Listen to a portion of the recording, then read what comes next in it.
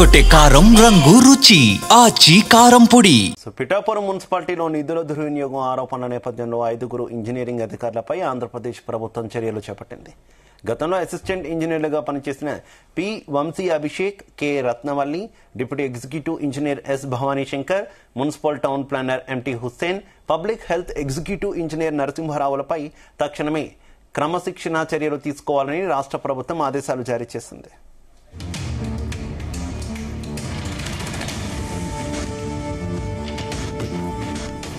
గత వైసీపీ ప్రభుత్వ హయాంలో 14వ ఆర్థిక సంఘం నిధుల నుంచి పిఠాపురం మున్సిపాలిటీకి 55 పనుల కోసం 7.73 కోట్ల రూపాయలు మంజూరయ్యాయి. ఈ నిధులతో పలు వార్డుల్లో డ్రైన్లు, సీసీ రోడ్ల నిర్మాణం వంటి 28 పనులను 3.19 కోట్ల వ్యయంతో చేపట్టారు. అయితే ఈ పనుల్లో నాణ్యత లోపించిందని, కొన్ని చోట్ల పనులు పూర్తి చేయకుండానే కాంట్రాక్టర్లకు బిల్లులు చెల్లించారని ప్రభుత్వానికి ఫిర్యాదులు అందాయి.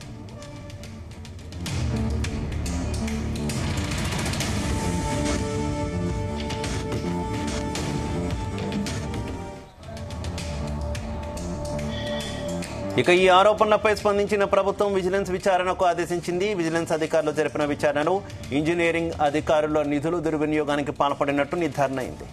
పనుల నాణ్యత లోపించడంతో పాటు చేయని పనులకు బిల్లులు చెల్లించినట్టు తేలడంతో నివేదిక ఆధారంగా పట్టింది. గత ప్రభుత్వంలో చేసినటువంటి అవినీతి అక్రమాలు ఇప్పుడు కూటమి ప్రభుత్వంలో బయటకు వస్తున్నాయి.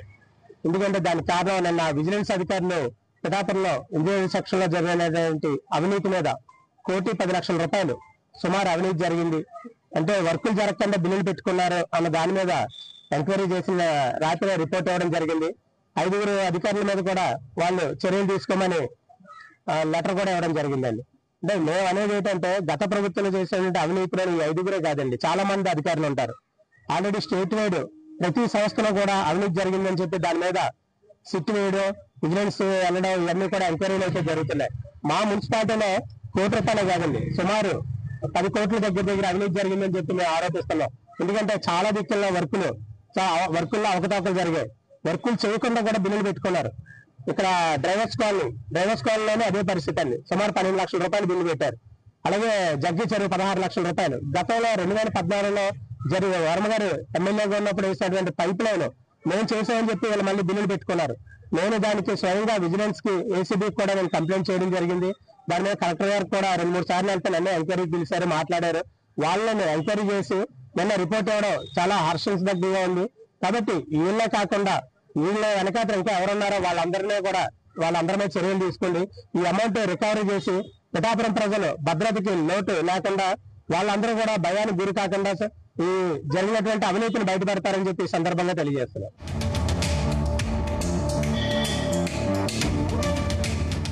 ఇదే విషయానికి సంబంధించి మరింత సమాచారం మా కరెస్పాండెంట్ సాంబశివరావు అందిస్తారు. Sambasivarao, good evening Siva. కాకినాడ జిల్లా పిఠాపురం ఇది ఉప ముఖ్యమంత్రి పవన్ కళ్యాణ్ అడ్డ ఆయన ఇక్కడ ఎమ్మెల్యేగా ఎన్నికై డిప్యూటీ సీఎం అయ్యారు. ఆయన డిప్యూటీ సీఎం గా ఛార్జీ తీసుకున్న రోజు నుంచి కూడా అవినీతికి ఆస్కారాలని, నీతివంతమైన పాలన కావాలి, ఎవరైనా అవినీతి చేస్తే చర్యలు తీసుకోవడానికి కూడా ఆదేశాలు జారీ చేశారు. అయితే 2019, 2024 వైసీపీ ప్రభుత్వ హయాంలో ప్రస్తుతం ఇప్పుడు ఎవరైతే జనసేనలో కీలకంగా ఉన్నారో, పైమన్ కమిటీలో ఇన్ఛార్జిగా ఉన్నారో పిండం దొరబాబు అప్పట్లో ఎమ్మెల్యేగా ఉన్నారు. ఆయన హయాంలోనే ఈ మున్సిపాలిటీలో పెద్ద ఎత్తున నిధులు దుర్వినియోగం అయ్యాయని చెప్పి విజిలెన్స్ ఎన్ఫోర్స్మెంట్ కేసు కూడా పెట్టడం జరిగింది. ఈ పురపాలక సంబంధించి 2019, 2020 ఆర్థిక సంవత్సరంలో 14వ ఆర్థిక సంఘం ద్వారా 55 పనులకు గాను 7,73,44,000 రూపాయలు మంజూరు చేశారు. ఇందులో 36 పనులకు సాంకేతిక ఆమోదం లభించింది. మరో 30 పనులకు వర్క్ అగ్రిమెంట్ కూడా జరిగినాయి. అయితే ఇందులో 3 కోట్ల 10 రూపాయలకు సంబంధించి 28 పనులు ప్రారంభించి పూర్తి చేశారు. రోడ్లు, డ్రైన్లు, అదేవిధంగా తాగునీటి సరఫరా, పైప్ లైన్ నిర్మాణంలో పలు పనులు నాణ్యతా ప్రమాణాలు పాటించకుండా నాసిరకంగా నిర్మించినట్టు అప్పట్లోనే ఆరోపణలు బిల్లువెత్తాయి.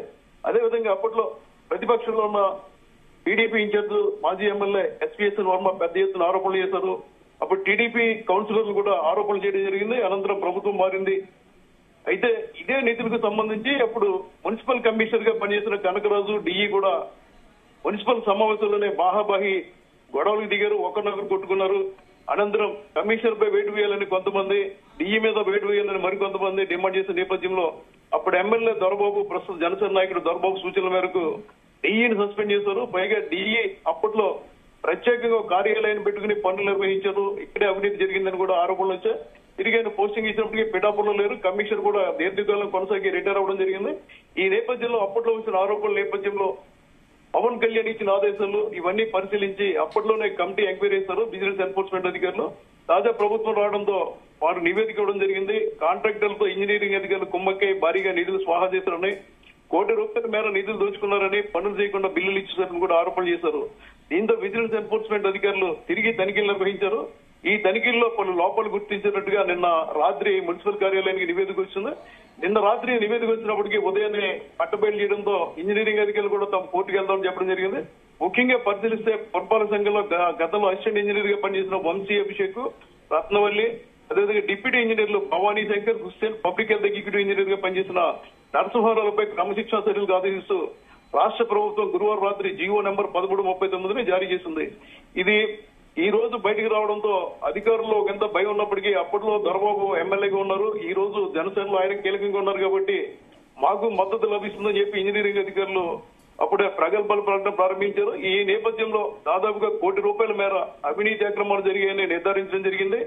ఇప్పటికైనా అధికారులు పవన్ కళ్యాణ్ దృష్టి పెట్టుకుని ఈ జరిగిన అవినీతిని బయటికి తీయడం, 5 రూపాయలు సస్పెండ్ వేయడంతో పిఠాపురం ప్రజలు హర్షం వ్యక్తం చేస్తున్నారు. ముఖ్యంగా అప్పట్లో టీడీపీలో ఉన్న కౌన్సిలర్లు ఇప్పటికీ టీడీపీలో కొనసాగుతున్నారు. అయితే కొంతమంది వైసీపీలో ఉన్న కౌన్సిలర్లు కూడా టీడీపీ జనసేనలో చేరడం జరిగింది. ఈ నేపథ్యంలో ఉప ముఖ్యమంత్రి ఎలా వ్యవహరిస్తారు? అప్పట్లో అవినీతి చేసిన వారు ఈ ప్రభుత్వంలోకి మారారు. అదేవిధంగా అప్పట్లో వైసీపీలో ఎమ్మెల్యేగా ఉన్న దొరబాబు జనసేనలోకి వచ్చారు. అది పిఠాపురం జనసేన ఇన్ఛార్జ్ చేస్తారన్న ప్రచారం జరుగుతున్న నేపథ్యంలో ఈ స్కామ్ బయటికి రావడం, 5 రూపాయలు వేటు వేయడం, దీంతో ఉప ముఖ్యమంత్రి దీన్ని సమర్థిస్తారా? పారదర్శకంగా మిగిలిన విచారణ కొనసాగిస్తారా? ఇంజనీరింగ్ అధికారులు కోర్టుకు వెళ్తే దాని మీద అప్పీల్ చేయకుండా మున్సిపల్ అధికారులు కొనసాగుతారన్న విషయం కూడా సందిగ్ధంగా మారింది. మొత్తం మీద 5 ఇంజనీర్లను సస్పెండ్ చేసిన విషయంలో రాష్ట్ర వ్యాప్తంగా సంచలనం మారింది. ఒకేసారి దాదాపుగా 73 లక్షల వర్కులకు సంబంధించి అవినీతి ఆరోపణలు రావడం, అది బహిర్గతం కావడంతో ఏదైతే 5 కోట్ల పైగా 7 కోట్ల పైగా పనులు జరిగాయో మొత్తం పనుల మీద మళ్లీ విచారణ జరిపించాలని కూడా నగర ప్రజలు డిమాండ్ చేస్తున్నారు. పవన్ కళ్యాణ్ దత్తా దాటుకున్నారు. రాష్ట్ర వ్యాప్తంగా ఇదే విధానాన్ని కొనసాగిస్తే ఇది కక్ష ధోరణి లేదా రెడ్బుక్ రాజ్యంగా కాకుండా పారదర్శకతకు పెద్దపీట వేసినట్లు అవుతుందని ప్రజాప్రతినిధులు, మేధావులు కూడా సూచిస్తున్నారు. మొత్తం మీద పవన్ కళ్యాణ్ నియోజకవర్గంలో 5 సస్పెండ్ కావడం ఇప్పుడు రాష్ట్ర వ్యాప్తంగా సంచలనంగా మారింది. Right, okay, thank you Sambasivarao.